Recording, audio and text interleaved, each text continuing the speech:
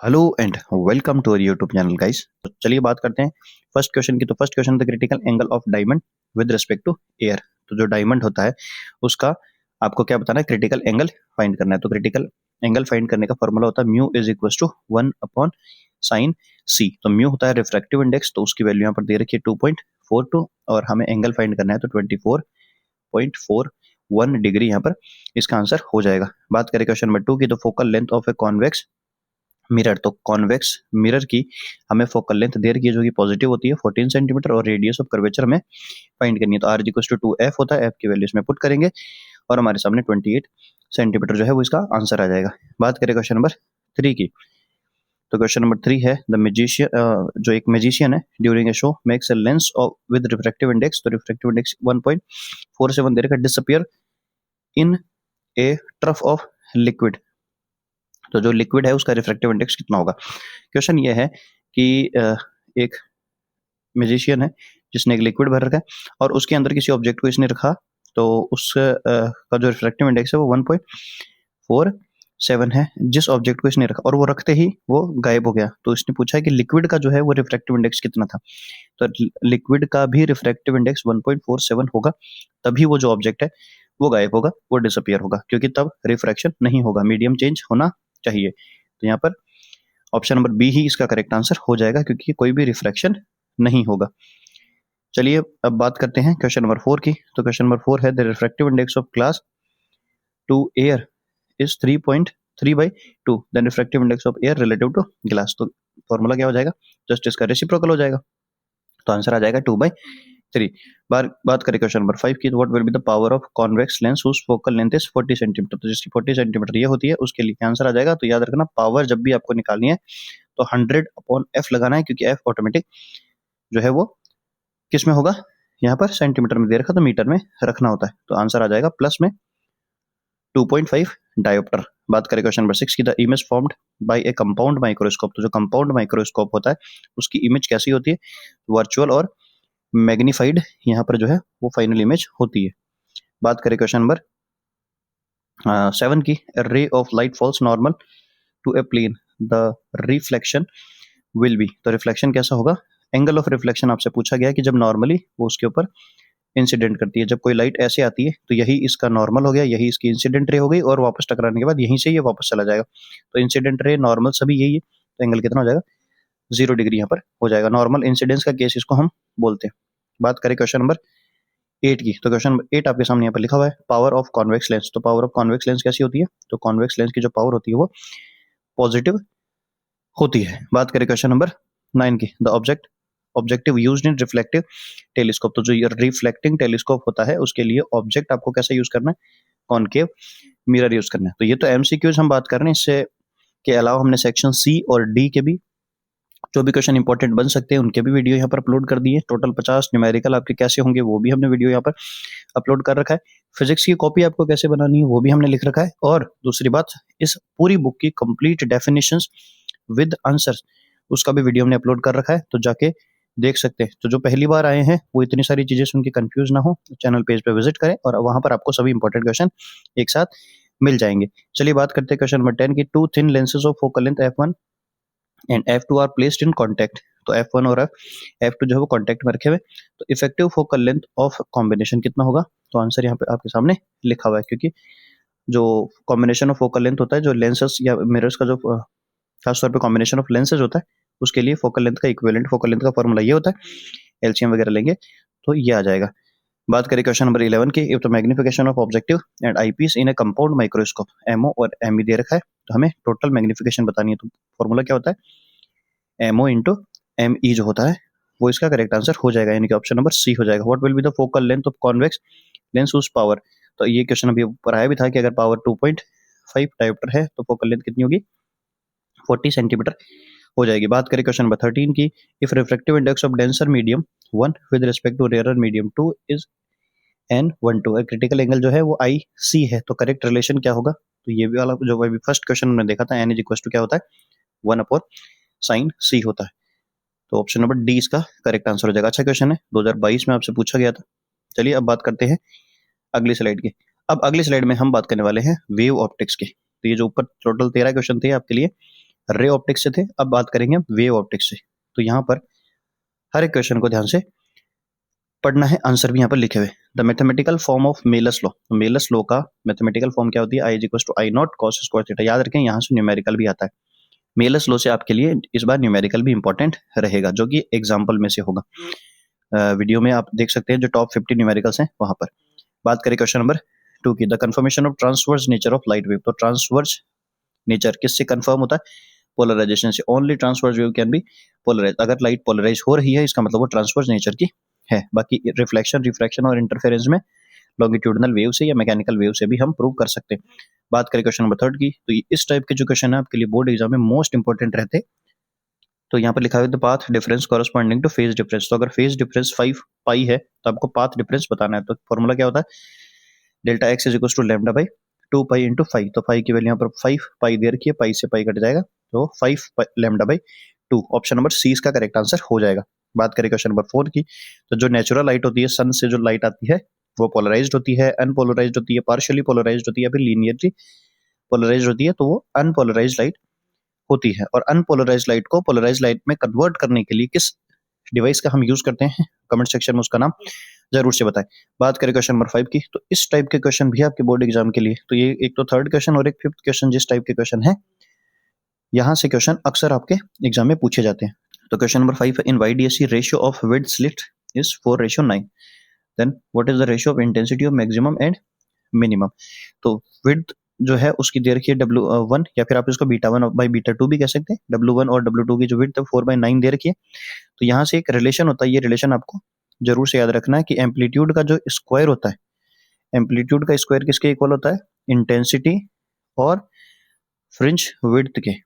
तो यहाँ से β1 β2 भी कह सकते हैं, या फिर W1 बाई W2 भी कह सकते हैं। तो अगर आपके सामने यहाँ पर क्या दे रखा है, आपको जो है फ्रिंज विड्थ का अगर रेशियो दे रखा है, तो यहाँ से आप एम्पलीट्यूड पता कर सकते हैं। और जो इंटेंसिटी का रेशियो होता है A1 प्लस A2 का whole square divided by A1 minus A2 का होल स्क्वायर। तो ऑप्शन नंबर सी जो है वो इसका करेक्ट आंसर हो जाएगा। बात करें क्वेश्चन नंबर 6 की, तो क्वेश्चन नंबर 6 है bending of beam of light around corners of obstacle is called diffraction. तो किसी भी जो शार्प ऑब्स्टेकल होता है उससे टकराने के बाद अगर लाइट बेंड करती है तो इस प्रोसेस को हम क्या बोलते हैं, इस फिनोमेना को हम बोलते हैं डिफ्रैक्शन। अब उसके बाद अगले क्वेश्चन की हम बात करें तो अगला क्वेश्चन आपके सामने यहाँ पर लिखा हुआ है, what is the path difference of destructive interference. तो जो डिस्ट्रक्टिव इंटरफेरेंस होता है उसका पाथ डिफरेंस कैसा होता है, तो 2n+1 लैम्डा बाई 2 जो है वो इसका पाथ डिफरेंस होता है। और कंस्ट्रक्टिव के लिए पाथ डिफरेंस क्या होता है, तो n लैम्डा उसका आंसर हो जाएगा। बात करें क्वेश्चन नंबर 8 की, for the sustained interference of light the necessary condition is that the two sources should be. तो जो सस्टेन्ड इंटरफेरेंस होता है, मतलब क्लियर इंटरफेरेंस अगर आपको देखना है पैटर्न, तो उसके लिए जो कंडीशन होती है उसमें एक मोस्ट इंपोर्टेंट कंडीशन है कि जो फेज डिफरेंस है दोनों वेव का, वो फेज डिफरेंस आपके सामने कांस्टेंट होना चाहिए। अब इंटरफेरेंस की डेफिनेशन क्या होती है, तो जो इंपॉर्टेंट डेफिनेशंस का वीडियो है उसमें आप इन सभी की डेफिनेशंस आप देख सकते हैं। चलिए बात करते हैं अगले क्वेश्चन की। तो अगला क्वेश्चन है the idea of secondary wavelet. जो सेकेंडरी वेवलेट होता है उसका आइडिया किसने दिया था, सबसे पहले हाइगेन ने सेकेंडरी वेवलेट्स के बारे में बताया था। फिर उसके बाद अगला क्वेश्चन है कि भाई हाइगेन wave theory of light we can not explain the phenomena. तो फोटो इलेक्ट्रिक इफेक्ट को हम हाइगेन वेव थ्योरी से एक्सप्लेन नहीं कर सकते, क्योंकि फोटो इलेक्ट्रिक इफेक्ट जो है वो पार्टिकल नेचर को शो करता है, ना कि वेव नेचर को। जबकि interference, diffraction, polarization, refraction, reflection, ये सभी जो है वो वेव नेचर से प्रूव किए जा सकते हैं। अगला क्वेश्चन है in YDSE central point on the screen. तो जो वाईडीएससी होता है यानी कि यंग्स डबल स्लिट एक्सपेरिमेंट है, उसमें जो सेंट्रल फ्रिंज बनती है वो कैसी बनती है, तो ब्राइट फ्रिंज बनती है, याद रखना। सेंट्रल वाली ब्राइट होती है, उसके बाद फिर कंटिन्यूअसली ब्राइट डार्क ऐसे चलती जाती है। बात करें क्वेश्चन नंबर 12 की, विच of the following is conserved when light wave interfere. Interference में कौन सी क्वांटिटी है, तो यानी कि क्वेश्चन है कि इंटरफेरेंस किस कंजर्वेशन पे काम करता है, तो एनर्जी कंजर्वेशन पे काम करता है। बात करें क्वेश्चन नंबर 13 की, interference diffraction both are based on. अभी यही बात की हमने कि डिफ्रैक्शन और इंटरफेरेंस किस पे बेस्ड है, कंजर्वेशन ऑफ एनर्जी पे। अगला क्वेश्चन है the formula of fringe width. तो फ्रिंज विड्थ का फॉर्मूला क्या होता है, beta is equal to lambda capital D upon small D. याद रखना स्मॉल डी हमेशा नीचे आता है, चाहे कोई सा भी फॉर्मूला आ जाए। फिर उसके बाद बात करते हैं 15 की, for constructive interference condition of path difference. तो अभी पिछले क्वेश्चन में हमने बात की है कि lambda X is equal to क्या हो जाएगा, एन लैम्डा हो जाएगा। बात करें क्वेश्चन नंबर 16 की, बहुत ही शानदार क्वेश्चन है, वैसे शॉर्ट टाइप में भी ये क्वेश्चन आपसे पूछा जा चुका है। तो क्वेश्चन है light added to light can produce darkness, मतलब लाइट मिलाने से अंधेरा होता है, इस फिनोमेना का क्या नाम है? तो इंटरफेरेंस नाम हो जाएगा। क्यों? क्योंकि डिस्ट्रक्टिव इंटरफेरेंस में इंटेंसिटी जीरो होती है और वहां पर अंधेरा यानी कि डार्क फ्रिंजेस मिलती है।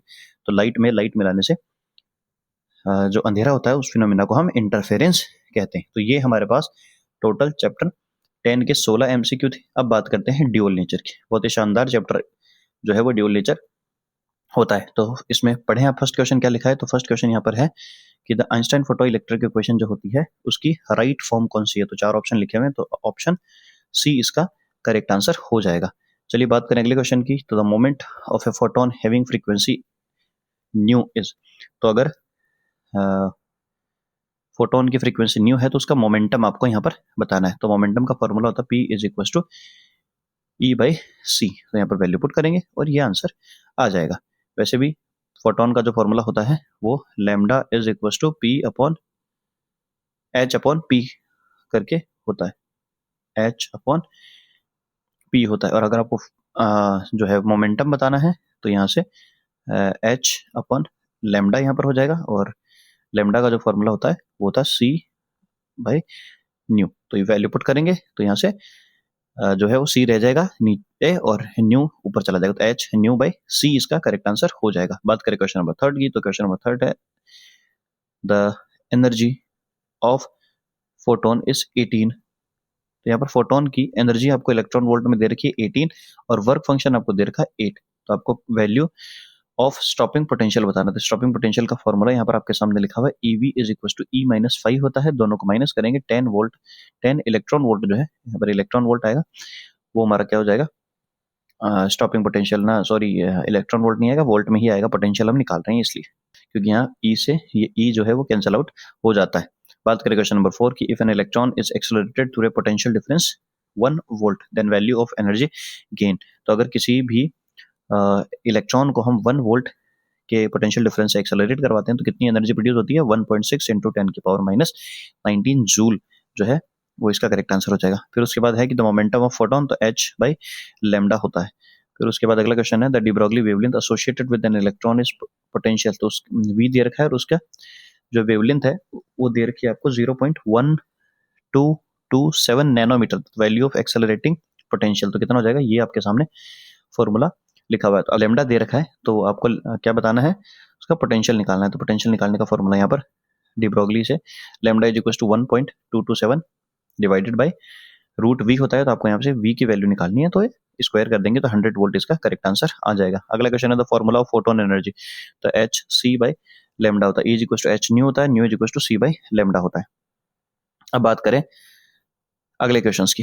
तो अगला क्वेश्चन है 8 जो यहाँ पर आपके सामने लिखा हुआ है de Broglie wavelength associated with an electron accelerated through a potential difference 100 volt. तो आंसर क्या आ जाएगा? तो ऊपर जस्ट अभी हमने इसे ऐसे ही क्वेश्चन की बात की है, जब वहां पर ये दे रखा था तो 100 वोल्ट आंसर आ रहा था।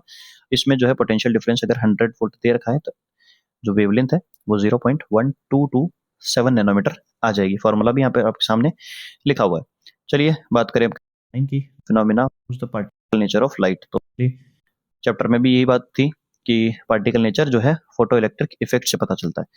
बात करें क्वेश्चन नंबर 10 की। विच of the following does not possess rest mass. तो रेस्ट मास जो है वो फोटोन का 0 होता है, बाकी सभी का मास जो है वो होगा। तो फोटोन का रेस्ट मास 0 होता है। बात करें क्वेश्चन नंबर 11 की। Photon does not progress. तो अभी यही क्वेश्चन सेम टू सेम यहाँ लिखा हुआ है, फोटोन के पास क्या नहीं होता? रेस्ट मास नहीं होता है, मतलब 0 होता है। बात करें अब नेक्स्ट चैप्टर की। तो नेक्स्ट चैप्टर है हमारे पास बहुत ही प्यारा सा एटम। तो जो भी यहाँ पर आते आते बोर हो रहे हैं, प्लीज रिक्वेस्ट है बोर ना हो, एग्जाम है।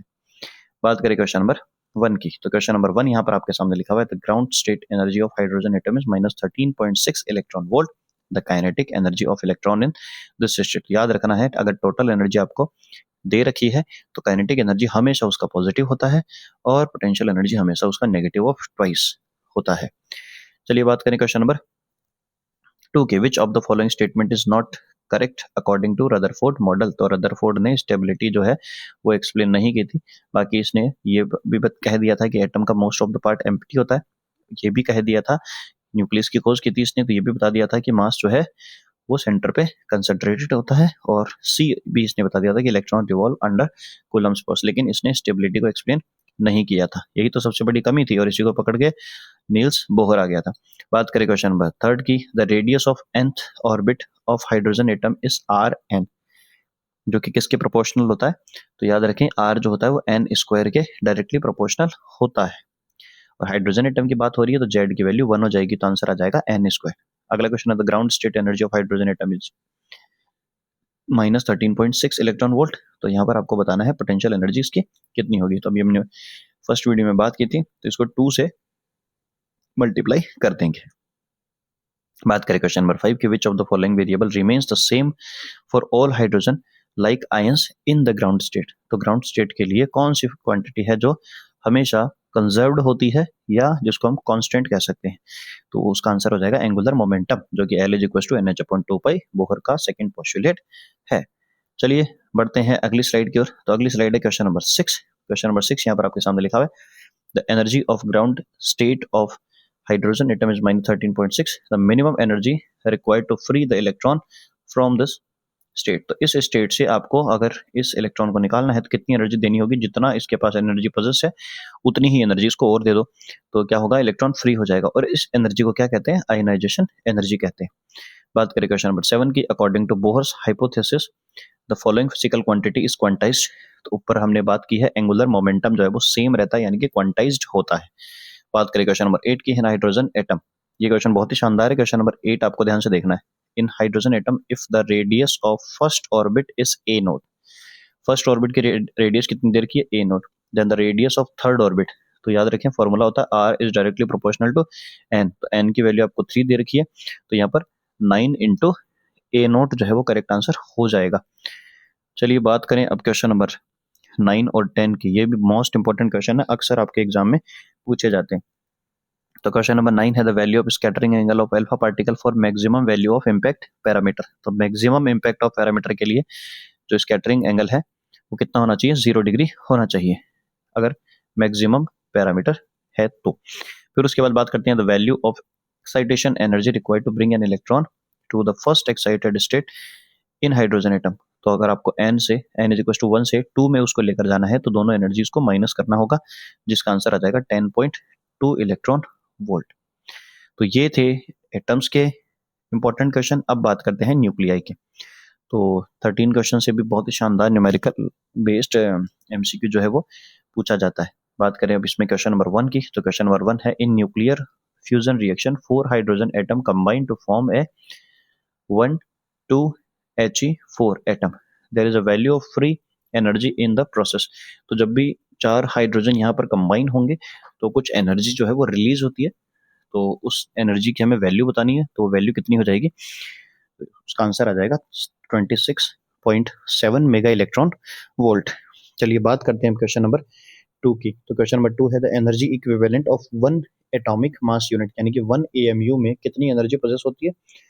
तो ऑप्शन नंबर सी इसका भी करेक्ट आंसर हो जाएगा 931.5 मेगा इलेक्ट्रॉन वोल्ट। अगला क्वेश्चन है third, the atomic mass of 2 different nuclei. तो एटॉमिक मास का जो रेशियो है वो आपको दे रखा है 3 और 81। तो आपको रेडियस का रेशियो बताना है। तो याद रखें आर जो होता है वो मास नंबर की क्यूब रूट के डायरेक्टली प्रोपोर्शनल होता है। तो यहाँ से यही इसका आंसर आ जाएगा अगर हम इसको सॉल्व करते हैं। तो इसका क्यूब रूट आपको करना है, तो क्यूब रूट जो है वो 3 का 1 हो जाएगा और 81 का यहाँ पर 3 हो जाएगा।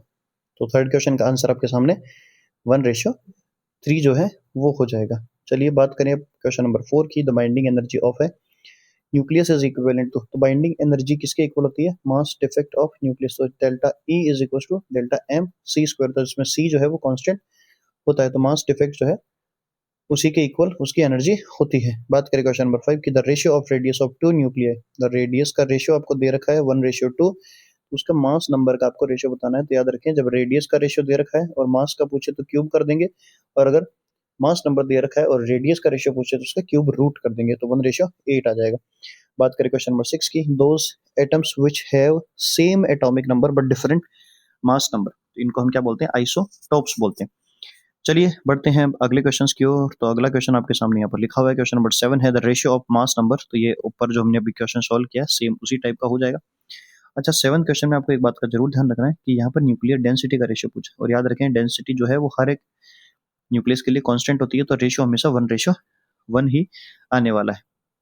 अब बात करते हैं क्वेश्चन नंबर 8 की, on increasing the mass number which of the nuclear property is not change. तो डेंसिटी जो होती है वो हर एक न्यूक्लियस के लिए कांस्टेंट होती है, जो कि यहाँ पर कितनी होती है 2.3 इंटू 10⁻17 kg पर मीटर क्यूब होती है, और ये जो है कभी चेंज नहीं होगी, चाहे आप मास नंबर बढ़ाएं चाहे आप कुछ भी उसके साथ चेंज करेंगे। तो क्वेश्चन नंबर 9 है, what is the relation between radius and mass number. तो ऊपर अभी हमने बात की थी कि r = r0 करेक्ट आंसर होता है। बात करें क्वेश्चन नंबर 10 की, which nucleus will have maximum binding energy per nucleon. अच्छा क्वेश्चन है। तो Fe जो होता है उस nuclear binding energy per nucleon सबसे ज्यादा होता है। कितना होता है कमेंट सेक्शन में आप आंसर बताएं कि फेरस के लिए जो maximum binding energy per nucleon होती है वो कितनी होती है। बात करें क्वेश्चन नंबर 11 की, बाइंडिंग एनर्जी पर न्यूक्लियन इन न्यूक्लियस। तो जो बाइंडिंग एनर्जी पर न्यूक्लियन होती है वो किसी भी न्यूक्लियस का क्या रिप्रेजेंट करती है, याद रखना स्टेबिलिटी को एक्सप्लेन करती है। बाइंडिंग एनर्जी पर न्यूक्लियन जितना ज्यादा होगा वो न्यूक्लियस उतना ही ज्यादा स्टेबल होता है।